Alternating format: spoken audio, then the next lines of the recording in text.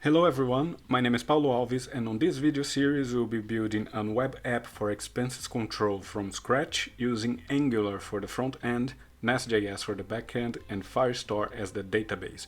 So don't forget to subscribe to the channel to follow this project.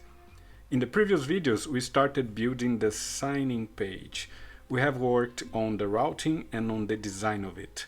In this video, we'll work with the form validation and we'll do it with test-driven development, also known as TDD.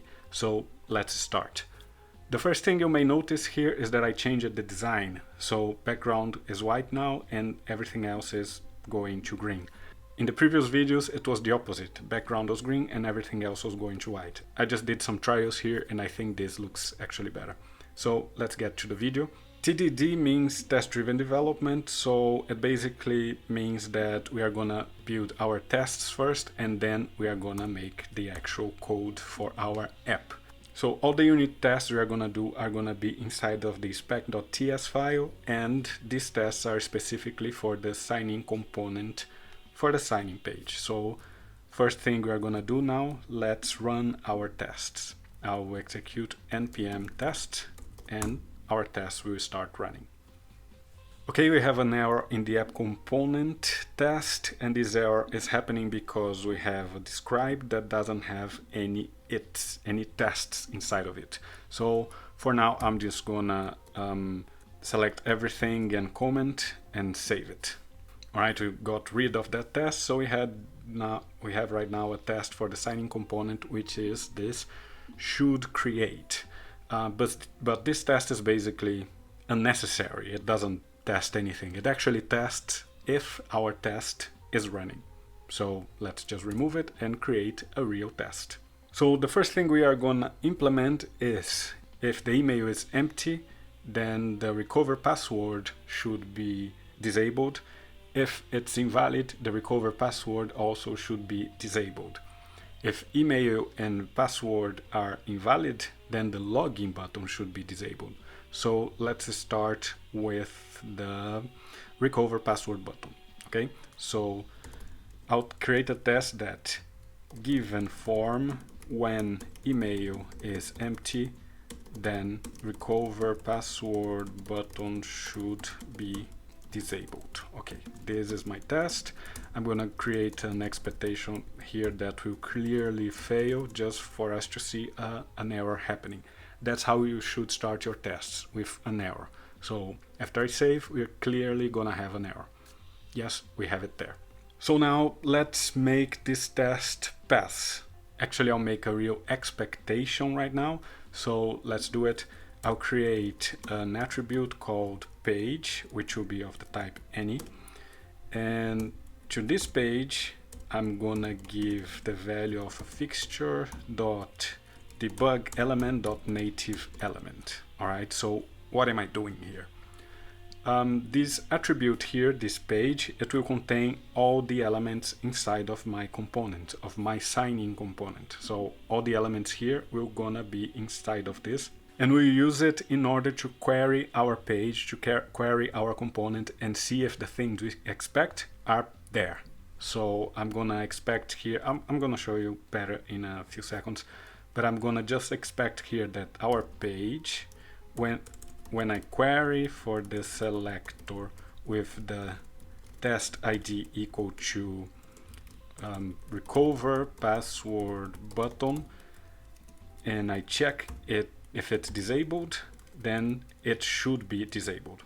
So basically, inside of my page, I'm trying to find an element that has the attribute test ID equal to recover password button, and when I find this element, I'm checking if it is disabled, if the property disabled is equal to true. So right now this element doesn't exist in our page. I'll save it and then you show that I'll have a new pointer here. So cannot read properties of null because this doesn't exist. So let's create it in our app. All right, now I'm gonna have an error because it's not disabled. All right, so the recover password button, I have a test ID and I'm checking if the element with this test ID inside of my page, which is here, has the disabled property equal to true. right now it's equal to false. Okay, let me just show you something that will have a better idea of what's going on. I will go to my inspect, I'll go to the signing component.spec, and I'll put debug here. Let's refresh it. And right here you can see what's inside of the page element. So I have everything, okay? All my elements, my recover password button, and when I do this here, so my recover password button is here. When I try to select my recover password button, it returns the button, okay, which is right here, right here. And when I check if it's disabled, it returns false because it's not disabled. All right, so okay, this was just to make it clearer so you can see it better. All right, so now let's make this test pass. Let's make the recover password button disabled when there's no email. The user didn't put any email. In order to do this, we need a form. So I will create a form attribute here, which will be of the type form group. And I will use in my component a private form builder of the type form builder. So this form builder and this form group element types, they come from Angular, and it helps us dealing with forms, okay? If I save this right now, we're gonna have an error. And this error is happening because my test has no idea where this is coming from. So in order to tell my test where the form types are coming from, I have to import the reactive forms module. After I save this, we have a normal error again, okay? A few seconds ago, my test was basically asking what's going on here. I don't know where this is from, this form builder. And now it knows that it comes from the reactive forms module. Okay, so let's create a form. On my ng on init, which is the first function that will run here, I will tell that my form will be equal to this.formBuilder.group. That's how we create a form. So my form will have two attributes. It will have an email, which it will begin as empty, and it has a password, which will also start as empty. Okay, so right now we created the form, but what we need to do is to link this form to my page, to my signing component. So let's do this right now. I will inform that the attribute form group of my form tag, it will be equal to my form attribute here. And now I just need to let my page know that the email should correspond to this email property, and that the password should correspond to this password property. In order to do this, we are going to use an attribute of Angular, which is form control name, which will be equal to email. And for the password, it will be equal to password. All right. When I save this, we are going to have actually an error here on my component. And we are having this error because the same thing is happening for the module, for the real page, that was happening for the test. So I need to import the reactive forms module here because I'm using it. After I save this, we don't have that error, that ugly error anymore. Let me go to the signing page. Yeah, so it's working. Okay. So now let's inform that, let's make this disabled. And when should this be disabled? It should be disabled when in the form, when I get the email property, the email element of my form, it isn't valid, right? So if in my form, when I get the email, it is not valid, the email is not valid, then it should be disabled. So let's save it, and I think our test should pass.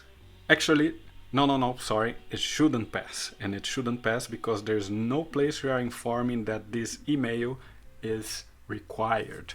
So let's add the validations to it. In order to add validations, I'll create here an array of validations, and I'll use the pre-built functions of validators.required. So right now I'm telling that one of the validations of my email field in the form is that the email should be required.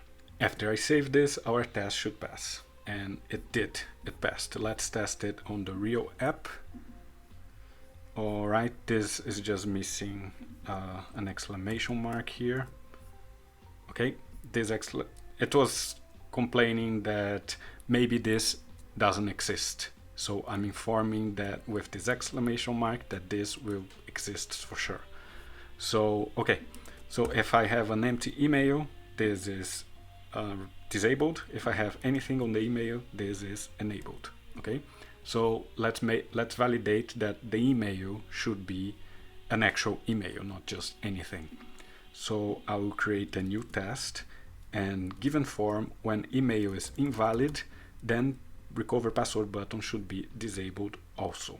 So what we need to do here is to put an invalid email here in this property of the form. To do this, I'll go to my component, I'll get the form, and inside of the form I'll get the email, and then inside of the email I will put the value equal to invalid email. Next, I'm gonna get my whole component and I'm gonna detect all the changes, so the component will be build itself again. All right, so here I just put an invalid email. After I save this, our test will fail. And it fails because I'm not saying anywhere that we should validate that this email is actually a real email. So let's do that. Validators.email. After I save this, our test will pass. And let's test this on the real app.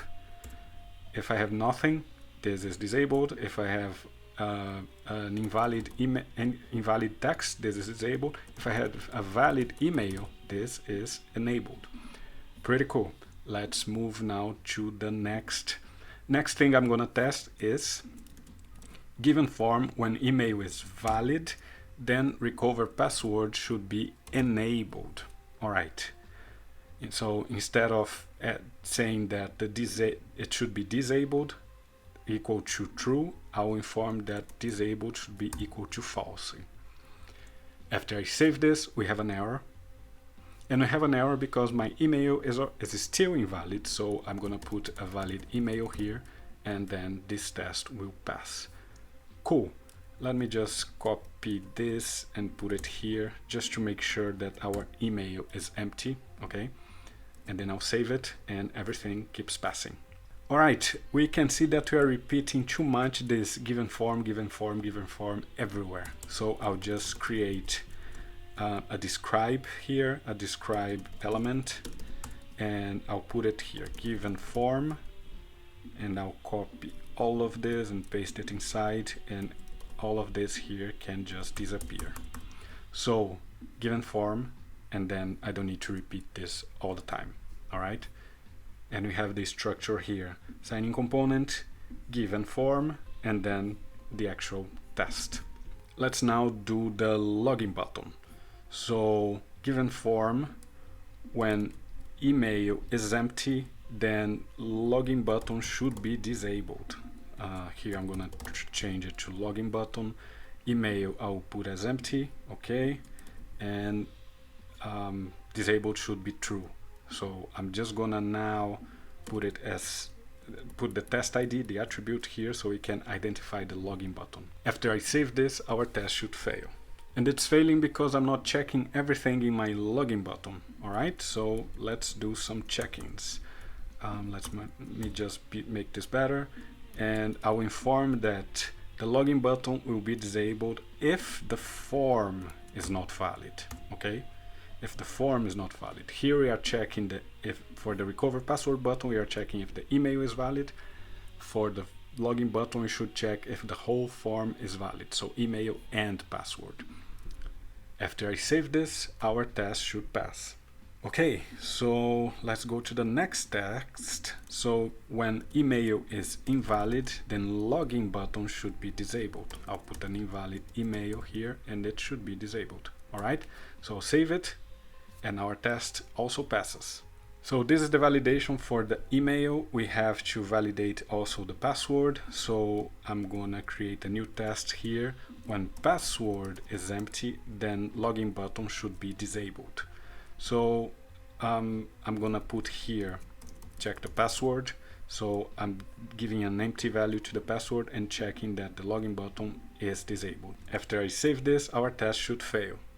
And it's not failing. It's not failing because we are making a small mistake here. So our login button, that's why we have to be careful with the tests. Our login button is just checking the form validity, and right now we are just doing the password. I mean, we are just validating the email. We are not validating the password.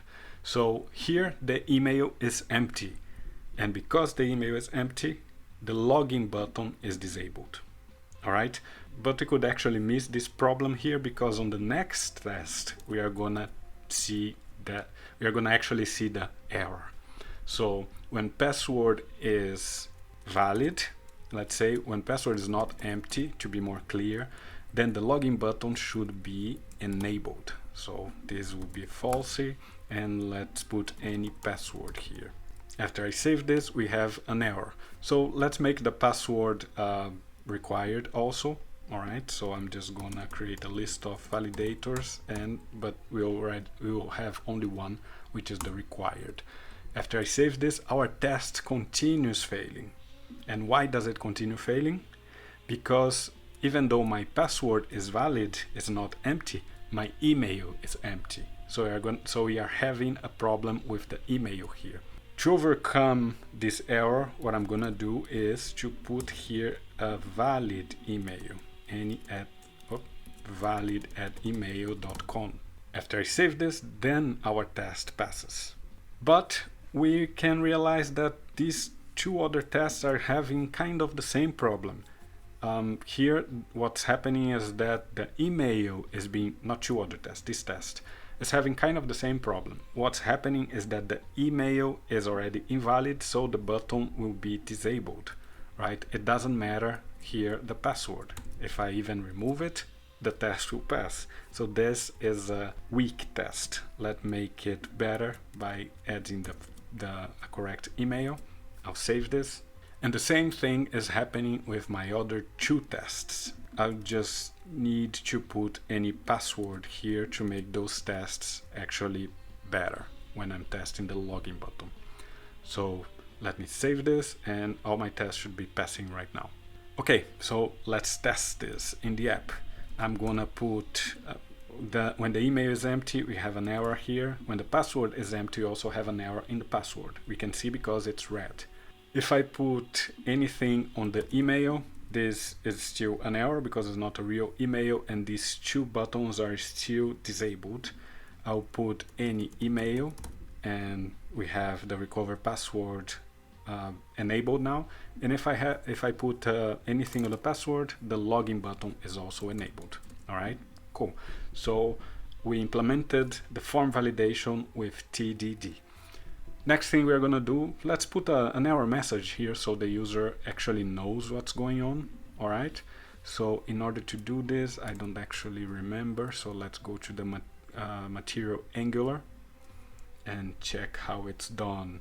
So I'll go to the input, examples. Here we have an error, so let me copy. It's the met error here.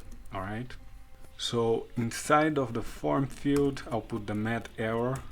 Here I'm gonna test if the email is required, so I'll get the form. Inside of the form, I'll get the email, and I'll check if it has the error required. Okay, because it's a message for the error email is required. So email is required.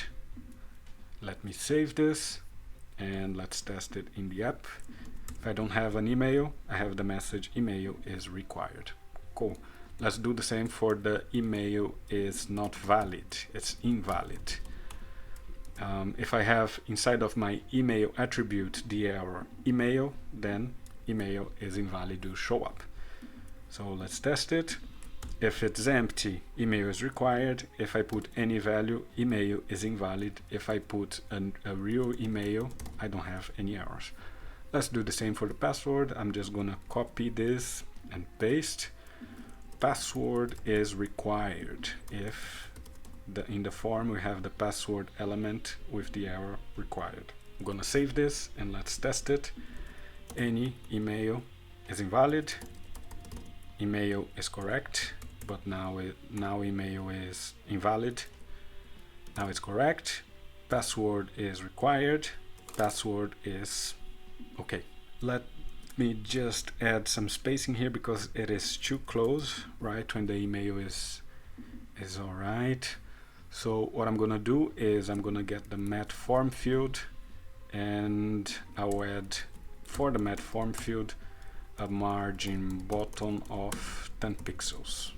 Let's see if it solves the problem. Yep. All right, now it looks pretty cool. And I think that was it for today. Let me see if I can make my tests look better. All right, I'll just create a function, set email, and inside of this function I'll put this, and here a value as a string. So I'll set the value that is received by the set email function. So our code should look good, okay? Our code, it should be easy to understand, but our tests should be even easier if we can, because the tests help us guarantee that the code is working. So that's why I'm doing this set email thing. Okay, so everything that has this, I'm gonna change to set email. All right, so much easier to read, right? Set email with valid at email.com. Let me do the same thing for the set password.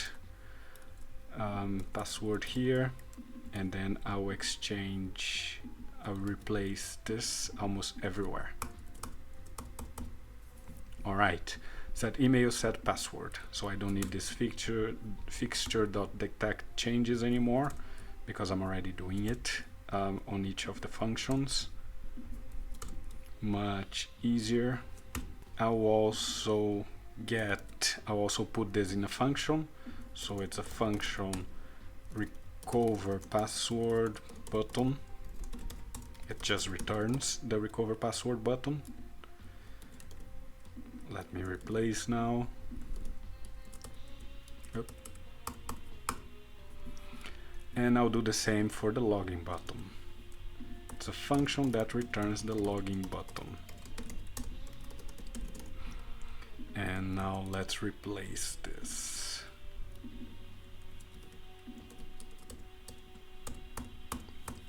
So let's see if it's easier to read. Given form, when email is empty, then recover password button should be disabled. I'm setting the email as empty, and I'm expecting that the recover password button disabled property is true. Yeah, it's much easier to read, right?